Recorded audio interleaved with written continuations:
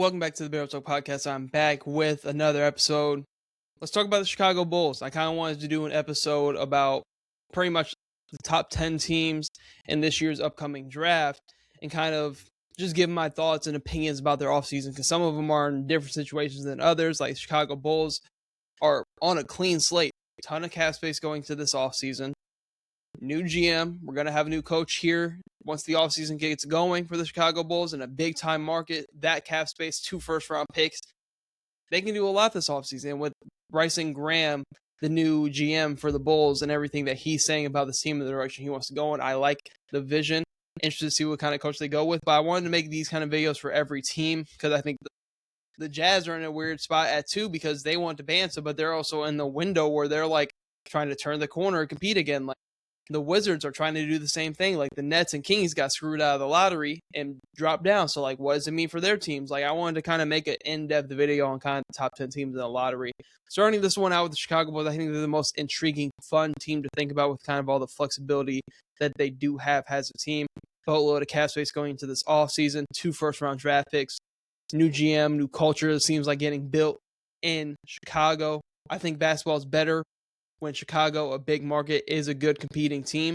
Like we're seeing the Knicks being a good competing team and Boston being a good competing team, especially out east. Just the Chicago Bulls have this feel. Like, you know what I mean? Like they have this feel to where like, God, if they can get back to competing and playing winning basketball, like the city of Chicago with what the Bears are doing on the NFL side of things, Chicago could be electric in the next upcoming seasons. It's a process. I understand that. But let me walk you guys through of what I think will be the perfect offseason for the Chicago Bulls. Bryson Graham, I like everything he's saying. Has the new GM, new decision maker, and they said that he has the keys to the car from everything I'm hearing. Who knows though? Owners could get, you know what I mean? So like, let's see. In his first offseason, $60 million in cap space. You have a young, budding, up-and-coming guy in Matas Buzelis. Picks 4 and 15, which is a great position with them getting and being able to jump up in the lottery to build out this roster. Let's start there. Let's start with 4 and 15 in the draft. And then in this episode, I also have some guys I think that they could offer a contract to in free agency with their cap space and guys that they could possibly get into in the trade market as well. But let's start out with the draft. So you're in a situation where you have Caleb Wilson, Cam Boozer, right? I think it's a 3-man race between 3, 4, and 5 with Darius Acuff possibly getting some love in there as well. So I'm looking at this draft. It would be Caleb Wilson for me. I think Caleb Wilson fits what this team is building towards and everything that Bryson Graham has said as a team. I think Caleb Wilson fits that to a T. I think the city of Chicago would love him, and I think pairing him and Matas up would be a very good thing. Not that I'm out on Cam Boozer, or I don't like Cam Boozer's fit here, but I think Cam Boozer is such a safe pick for the Chicago Bulls. You kind of know, I feel like I know exactly what I'm getting with Cam Boozer. He doesn't have the ceiling of Caleb Wilson, in my opinion, and with this amount of cap space, 2 first-round picks, we're taking a swing for Chicago. I feel like Chicago's done nothing but play it safe over the past decade, getting into situations where they don't want to sell anybody when they probably should, keep a hold of assets when they just go down and age and disappear. Like, they should have a lot more first-round picks than they do. Some bad trades were made, but I think Caleb Wilson, we're taking the swing. We can play the safe pick at 15 if you want to, if you're a Bulls fan. We're taking a swing here. We're getting Caleb Wilson, higher upside than Cam Boozer. Hopefully he's there on the board at 4. Because I don't think the Bulls have the assets really to go and try to trade up unless you want to give up future first-round draft capital. I'm not in the business of doing that because I'd be super fine with taking Cam Boozer as well. But I think the Chicago Bulls, I just think they need to take a swing. Not saying I'm out on Cam Boozer here, but like I like Caleb Wilson's fit in Chicago. I would like Darius Acuff in his fit in Chicago. Maybe you're in a situation where Caleb Wilson gets taken at 3 and you're looking at Boozer and Acuff, and I'm just like, I low-key like Acuff here. I really do. I think the city of Chicago needs a superstar. And I think Acuff gives me more superstar vibes. So in my opinion, giving an order, Caleb Wilson is my go-to pick at 4. But if Caleb Wilson gets taken at 3 by Memphis, which could happen, I think the conversation between Boozer and Acuff for me would be a lot closer than people would think. But I would go Caleb Wilson here from the Chicago Bulls. But my secondary option, if Caleb Wilson's not there, Give me Darius Acuff. Give me Darius Acuff to be the superstar guard in Chicago. I think the Bulls should trade Josh Giddey. He's on a very good contract. He's still young, but everything I've heard from Bryson Graham and what they're building, I think Josh Giddey is a really good guy to help develop some talent. But he doesn't really fit everything Bryson Graham, I feel like, wants to build, and we'll kind of see that on draft night. But I think Darius Acuff and Josh Giddey, defensively, not the greatest thing in the world, but you have cap space to go bring in some interior defenders and bring in some perimeter defenders. For some reason, if I'm the Chicago Bulls, I'm leaving this draft with Caleb Wilson or Darius Acuff. And if we leave with Cam Boozer, we're still happy anyways. The Chicago Bulls are in a win-win-win scenario. So imagine in this world, we get Caleb Williams at 4. Or Caleb Wilson at 4. Caleb Williams, look at me talking about the Bears. But Caleb Wilson at 4 is the draft pick. Getting to 15. 15 could be a number of different options. I would love Morez Johnson, but he's playing his way up into a lottery pick. I don't know if they'll be able to get him and he'll be able to fall to 15. So in this world, we have Caleb Wilson, like Morez Johnson here as well. Cameron Carr, who's been showing out at the combine. I've mocked Isaiah Evans in the mock draft I did yesterday because I think he fits what Chicago's building towards. I think Isaiah Evans is low-key a little bit lower on some draft boards with his 3-and-D ability. I think there's definitely more to his game. I think he just has this, he has an ability to where he can be a really good enough shooter to where he's running off multiple screens and he can be like a Devin Vassell level guy. And I think that's why I like out of Isaiah Evans. So me personally, I mocked yesterday. I also have Caleb Wilson going 3. So yesterday I mocked Cam Boozer and Isaiah Evans, 2 Duke guys, which I don't hate at all. But say we get Caleb Wilson, I don't mind any of these guys I'm talking about either. I'm just kind of giving you guys some options because draft night can get crazy.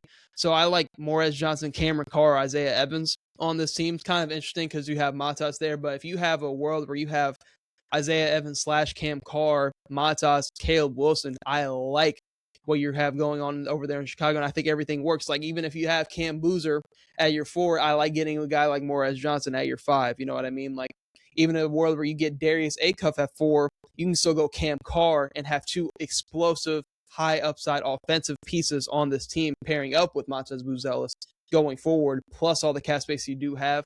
But I do think Chicago, I think they're already kind of trending in that direction of we need to pick what route we want to go at 4, and that's kind of going to make everything fall right into place because I do have some interesting trade options for them depending on where they go in the draft. But in my opinion, I think any of these 6 guys that I just named for 4 and 15 work out perfectly for what Chicago is building. Talking back to the Josh Giddey thing, I know I got their kind of just payroll up here as well with all the money that they're going to be able to have. Looking at Josh Giddey, really solid contract for a player of Josh Giddey's caliber, but I do think in a world where you can go trade for another guard that's available, like a John Morant, Jamal Murray, guys like that we'll get to a little bit later. I think Josh Giddey could be a good guy to pair up to make a trade happen. We'll talk about that in a second as well. But I do think Josh Giddey could be on the move, possibly, because I don't know how much he fits with this team going forward. Looking at the cap space, $60 million to spend in free agency. They have a ton there. We can go into some free agent guys before we get into some trade possibilities as well. But imagine this draft, you're leaving with a combination at 4 of Caleb Wilson, Cam Boozer, Darius Acuff. At 15, you're leaving with Morez Johnson, Cam Carr, Isaiah Evans. Love all those picks. And you can go even more in depth on 15 because there's a ton of guys that could fit in Chicago at 15 as well. Some guys that I'm looking to be and sign, no matter what you do in the draft, I think Isaiah Hartenstein would be top priority. Getting a solid 5-man of Isaiah Hartenstein's caliber would be a huge add for Chicago. He is on a team option of $28.5 million, but with the OKC Thunder kind of flirting with the second apron, have Lou Dort to bring back. AJ Mitchell's looking like he's going to need to get paid at some point. Like you already are flirting with the second apron. They have 2 first-round picks as well, so I'm fine with them shipping off Isaiah Hartenstein and letting him walk in free agency. And I think the Chicago Bulls could pair him up and get him kind of that contract that he was going to get from OKC. You have the money to spend. I think you need to spend it on a guy like Isaiah Hartenstein. He would be my top priority if I'm Chicago. Next guy would be Mitchell Robinson, another different kind of 5-man from New York. He's another guy where maybe New York's not able to pay Mitchell Robinson, but I think he's going to end up staying in New York. But if he's not, you need to hop on that, and that should be another top priority. Getting one of those 2 would be a huge add for the Chicago Bulls because I feel like it's been so long since they've had a solid 5 that can defend, be able to switch, do a lot of things on the offensive side of the ball. And Isaiah Hartenstein and Mitch Robinson is more of your traditional rim protecting 5-man.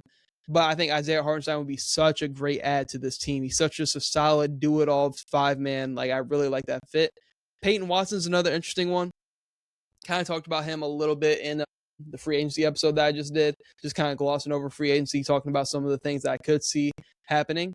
Peyton Watson's a guy with all the cap space you have. You're telling me this would be the route of like, you get a cuff or somebody, and even if you get Caleb Wilson, like getting Peyton Watson for what he was going to be before the injury last season, like you can outbid Denver for a guy Peyton Watson's caliber, a good 3-and-D 3-level score.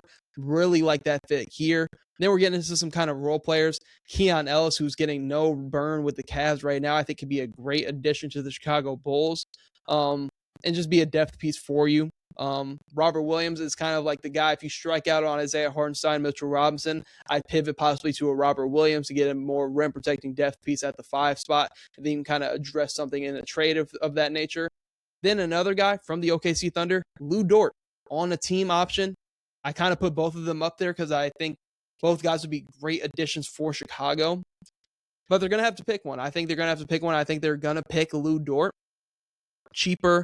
They have 2 first-rounders. Isaiah Hartenstein hasn't been the most available player for OKC, so it makes more sense to let Isaiah Hartenstein go into free agency. But what if we're living in a world where Isaiah Hartenstein gets kept and they let Lou Dort go? We're all over it if you're the Chicago Bulls. We're adding defense, size, and length this offseason. All the guys that I've said provide that for you in free agency and in the draft. So, like, looking at this, I think if they were to go into free agency, add Wilson, and say, if they added Wilson, Morez Johnson, and then they added Isaiah Hartenstein and like Keon Ellis, I really like, that's already a great start to the offseason. Not saying they're going to get all these guys in free agency, just some ideas for you, but if they left a free agency with Hartenstein and Peyton Watson, shit, Chicago, we're lit. We're lit. You're telling me I can watch a team of, even if you keep Josh Giddey, because we haven't got to trades yet, even if you keep Josh Giddey, you're telling me a team of Josh Giddey, Peyton Watson, Caleb Wilson, Isaiah Hartenstein, Montez Buzelis, we're lit. We're lit. That's a great offseason for Chicago. And they have the money to make something like this happen. Now, I gave you all the free agents. Let's talk about some possible trade candidates. Because I think with this amount of money, and you have a guy in Josh Giddey that could get you halfway there to some money on a good contract, who could be a really good point guard on some other teams. If you just wanted to go into a different direction, I'm not saying you have to trade Josh Giddey, because he is on a good contract. But just saying, like, if you wanted to go into a different direction and make something happen, make a big-time splash in a trade, I think a guy like Trey Murphy getting into that 3-level scoring wing that could play off of Montez Buzelis really well. He's somebody that I'd be really intrigued in the trade market, because you have you have 2 first-round picks in this year's draft. Maybe the Pelicans want to get into this draft and you give them like Josh Giddey at 15 for Trey Murphy and possibly some future draft capital as well. And now you're looking at a world where you have Trey Murphy, Montez going for the future. And that's not even saying you can still have Caleb Wilson or Cam Boozer or Acuff and all this as well. So I'm like looking at Trey Murphy would be like the first option I'm thinking if I'm thinking trade, because you have cap space to make something like that work. Next name up, John Morant. This would be a perfect opportunity to buy low on John Morant. I think John Morant just ceiling as a player gives you more than Josh Giddey, like especially come playoff time. Like I think John Morant could just revive his career in Chicago in a big market. Like I just think he would really fit the city of Chicago. I really do think John Morant would fit the city of Chicago, and they could do it with like a Josh Giddey, Patrick Williams, maybe a throw. Maybe it could be some crazy big-time trade where, like, the Bulls really want Caleb Wilson. They're willing to trade up. We'll give you Josh Giddey, whoever else, Patrick Williams, to make the cap money work, and we'll kick you for 2 first-round picks to move up 1, and you're sending us back John Morant, and you're still being able to add Cam Boozer. Now you have Josh Giddey over there as well to help develop and be a lead guard for what you got going on over there. That's kind of the idea I was thinking of like, how does this trade work to where you get John Morant? Maybe it's some sort of Bulls move up to 3, get John Morant. Grizzlies go down to 4, get future draft capital, and Josh Giddey. Maybe something like that works. I think Grizzlies in the space and pace that they want to play over there. I think Josh Giddey suits them well for what they're building over there in Memphis. I just think it's an interesting idea to kind of talk about in a trade. But I think John Morant would be a phenomenal add for Chicago and what they could be going forward. Either way, you're leaving this offseason with a good lead guard, and either it's Josh Giddey, Darius Acuff, John Morant, or even if you get somebody like Christian Anderson, or maybe somebody falls to you at 15. There's a lot of crazy things that happen in the draft. Like maybe like you luck up and you trade up for a Mikael Brown 2 picks. Like something can happen. But either way, you're leaving with a lead guard this offseason for the Chicago Bulls. Next name up, Jalen Green. Now you don't have the players necessarily that the Phoenix Suns would want, but maybe they see somebody in the draft. And I think Jalen Green would be an interesting building piece because yes, he fits there in Phoenix, and he just had a really good playoff run for them in the play-in and the playoffs for a couple games. But, like, I don't know. I think the Suns also want to see Devin Booker back at the 2. I think they know they need a good lead guard. Not saying Josh Giddey's that guy, but maybe they would experiment with some different things, and maybe Jalen Green could be a possible trade target for them. And another one outside of this is I think it's a less likely one because you don't really have the players Denver would want, but maybe a Jamal Murray becomes available, but then that's like a ton of money on a contract for Jamal Murray. I was just thinking of another lead guard that they could add. But those are kind of my possible trade addition guys. Talked about some draft picks that they can make. Talked about some guys that they can sign. Talked about some possible trade targets as well. Chicago Bulls are in, I think, the best position in the top 10. It might be a hot take, even though Washington could add Debanza, the Jazz could add DP. But in terms of a rebuilding team, clean slate, you're going to have a new coach in the building. You got a new GM making a decision who has the keys to the car. I really think the Chicago Bulls are such an interesting team to look at this offseason. They do have some pressure because with everything new comes this bit of pressure and expectation on it for Bryson Graham. But you got 60 mil, 2 first rounders, you damn near have 2 lottos, and a lot of good additions that could possibly be made in free agency. If you told me the Chicago Bulls left the offseason and we're in August and they had a team of, let's just keep it simple, no trades. If they had a team of Josh Giddey, Peyton Watson, Montez Buzelis, Caleb Wilson, Isaiah Hartenstein, Keon Ellis off the bench, Chicago, we're lit. Chicago, we're lit. This is the most fun I'm looking at a Chicago Bulls roster in years. And yeah, you're going to have some guys that you bring back on the team. You're still going to have Noah Essengate, who's a project piece. You still bring back Rob Dillingham. He could be a bench piece for you. Like, you're probably still going to have Patrick Williams in that bad contract on the books as well, but you still have the ability possibly to get off that if you really wanted to and really tried. Or whether you bring back Anthony Simons to be a bench piece for you. Same with Jalen Smith, who's going to be in the rotation as a center as well. So I'm like, you have a good, clean slate and some things to build off of if you're Chicago.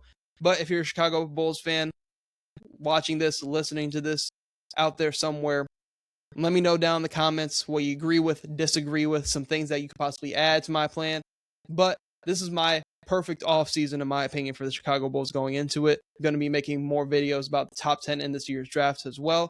But that is all I have for this episode of the Barrel Talk Podcast. Hope you tune in to future episodes.